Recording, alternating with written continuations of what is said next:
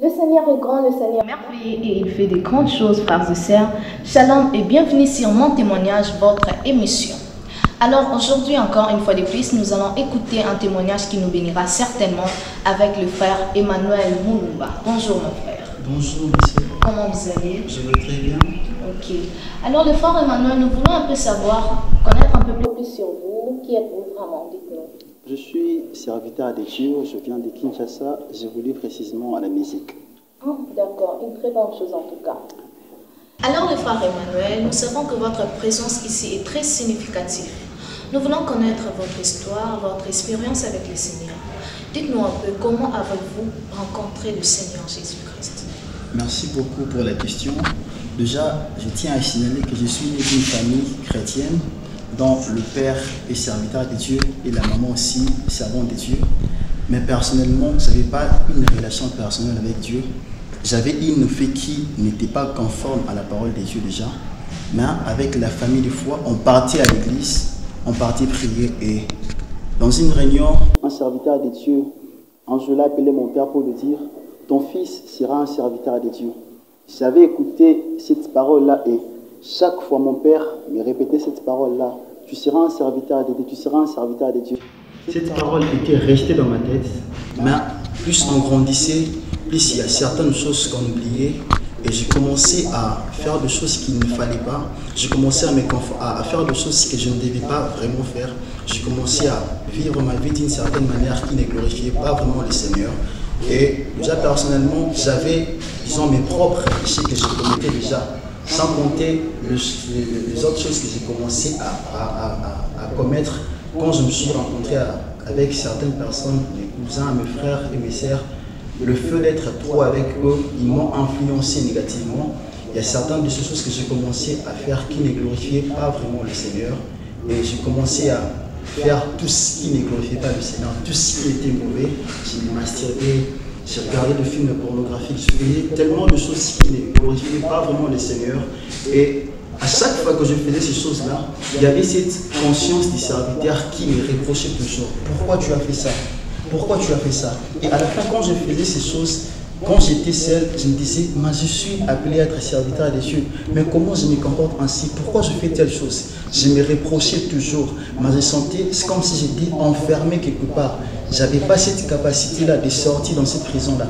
J'avais l'envie de sortir, mais je ne savais pas comment faire pour sortir dans cette situation. J'avais la volonté, j'avais tout pour sortir, mais je ne savais pas comment faire. Je me voyais comme si j'étais emprisonné en fait. C'est comme si on m'avait emprisonné quelque part. Je me battais, je ne savais pas comment sortir. Jusqu'à ce que je me suis dit, certainement, je serai prisonnier toute ma vie à cette pratique, à la masturbation, à toutes ces choses qui ne glorifiaient pas le Seigneur. Jusqu'à ce qu'un jour, vu que je me voyais évoluer dans le péché, je faisais tellement de choses qui ne glorifiaient pas le Seigneur. Un jour, j'ai dit une parole qui m'a combattu même dans ma vie future. Je me suis dit, certainement avec la vie que je mène ici, je crois que quand plus j'avance, je risquerais d'avoir un enfant avant même de me marier. C'était juste une parole que j'avais dit juste en passant comme ça. Parce que je voyais ma vie, ça prenait une autre direction, la direction que je ne devais surtout pas prendre. Je faisais des choses qui ne glorifiaient pas le Seigneur. Déjà, je n'étais pas vraiment un modèle pour certaines personnes. Par ma façon de me comporter, par ma façon d'être, il y a tellement de choses que je faisais. Mentir, voler, têtu, tout ce qui était mauvais, je le faisais. Et pour moi, je trouvais ça un moment normal. Vous savez, quand déjà les péchés deviennent normal pour vous, c'est tellement difficile à laisser. Et pour moi, certaines de ces choses que je faisais étaient devenues normales. J'ai commencé à trouver ça normal.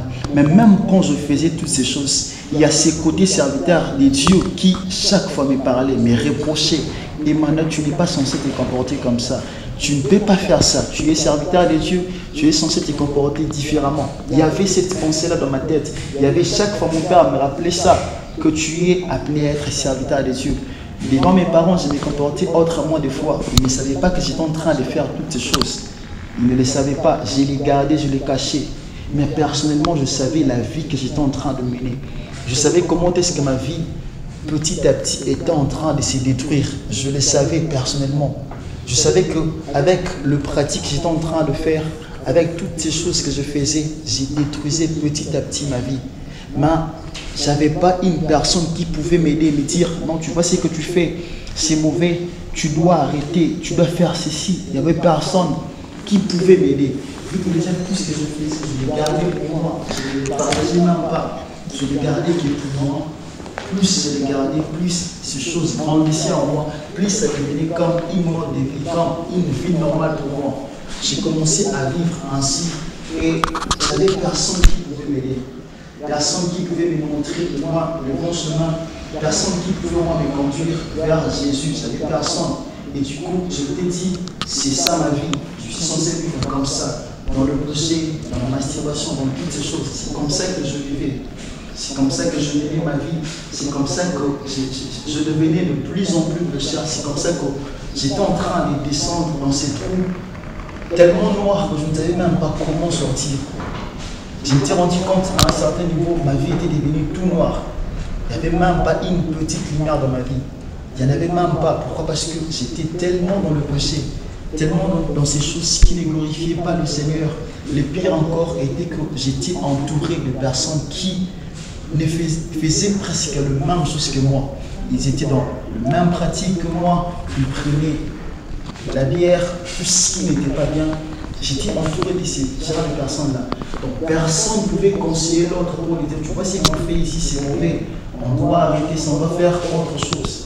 Il n'y a personne qui pouvait nous conseiller. Du coup, on trouvait ça comme une vie normale. On vivait notre vie comme ça. Okay. Alors, vous avez pu rencontrer les Seigneurs. Parlez-nous vraiment exactement qu'est-ce qui s'est passé pour qu'au final, vous puissiez vraiment vous en sortir de cette vie-là. J'avais un ami qui il priait déjà. Au début, il était aussi avec nous, il pratiquait, il faisait presque la même chose avec nous. Mais après un temps, il a été visité par le Seigneur, il s'est converti, il avait reçu Christ comme Seigneur et Sauveur. Et c'est grâce à lui, c'est lui qui des fois nous conseille. Vous voyez, il ne faut pas écouter la musique mondaine avec les pornographies, on va laisser tout ça.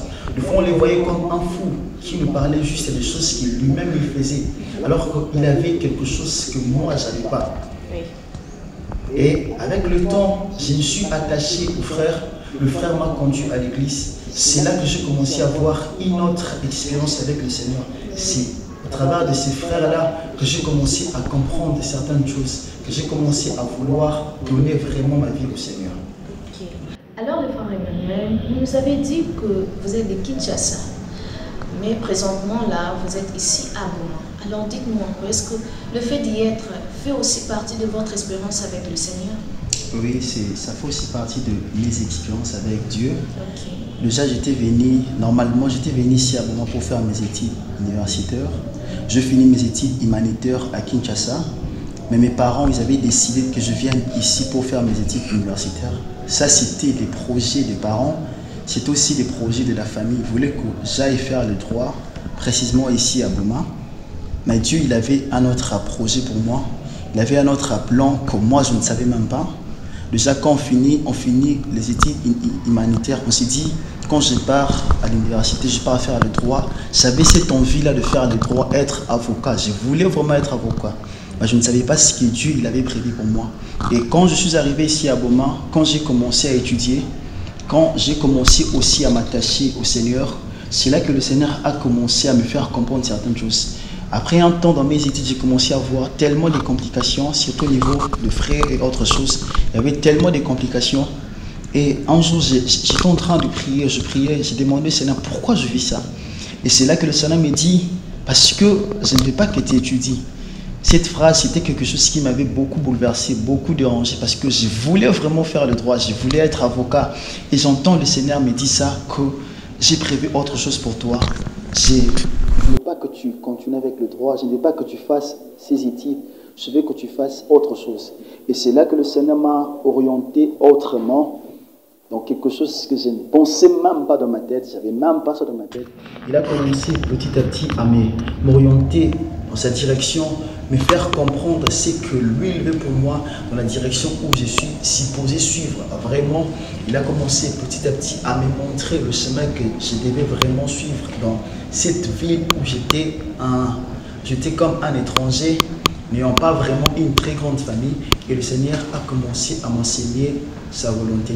Et c'est là que j'ai eu cette expérience avec le Seigneur. Vraiment, une très bonne chose. Bien aimé, sachez que votre problème, votre situation peut aussi changer. Il suffit de croire et de placer votre confiance en Dieu. Frère Emmanuel, et la personne qui est en train de vous regarder là, qui est en train de passer la même situation que vous, qui est coincé quelque part dans une vie où il n'arrive pas vraiment à s'en sortir, que pouvez-vous lui dire maintenant? Quel est le message que vous avez à lui adresser? Merci beaucoup. Déjà, j'aimerais te parler à toi qui me suis. Je ne sais pas dans quelle ville où tu es, mais j'aimerais juste te dire une chose. Le Dieu qui t'a créé, il a un projet merveilleux pour toi. C'est le Dieu qui t'a créé, c'est le Dieu qui écrit l'histoire de ta vie. Il sait ce qu'il faut dans cette histoire pour rendre cette histoire inoubliable dans la vie de tous ceux qui vont la lire. Ce que je te demanderais, c'est de faire confiance à ces dieux. Même si les vents vont se lever, même si les problèmes vont se multiplier, même quand tu seras en train de traverser un moment très difficile, même si dans ces moments où tu me regardes, tu es en train de vivre comme si tu étais dans une prison, comme si tu étais emprisonné de quelque chose, j'aimerais te dire, fais simplement confiance au Seigneur. Attache-toi à ces dieux-là. Il est le seul qui a la possibilité, les moyens qu'il faut pour te faire sortir de cette situation si compliquée, pour t'élever, pour te changer, pour faire de toi un serviteur qui bénira plusieurs personnes. Lui seul peut le faire. Amen, amen, amen. Grand est notre Dieu, un Dieu d'amour, un Dieu fidèle, un Dieu qui fait tellement de grandes choses, mais rien que pour notre bien. Il a dit, il a des projets de bonheur, de paix pour nous. Notre Dieu, il est grand et il fait de grandes choses, tellement grandes. Frères et sœurs, nous sommes à la fin de notre émission. Nous avons été vraiment bénis par les témoignages de notre frère Emmanuel. Et nous vous remercions de nous avoir suivis et nous nous retrouvons très prochainement. Que le Seigneur vous bénisse abondamment.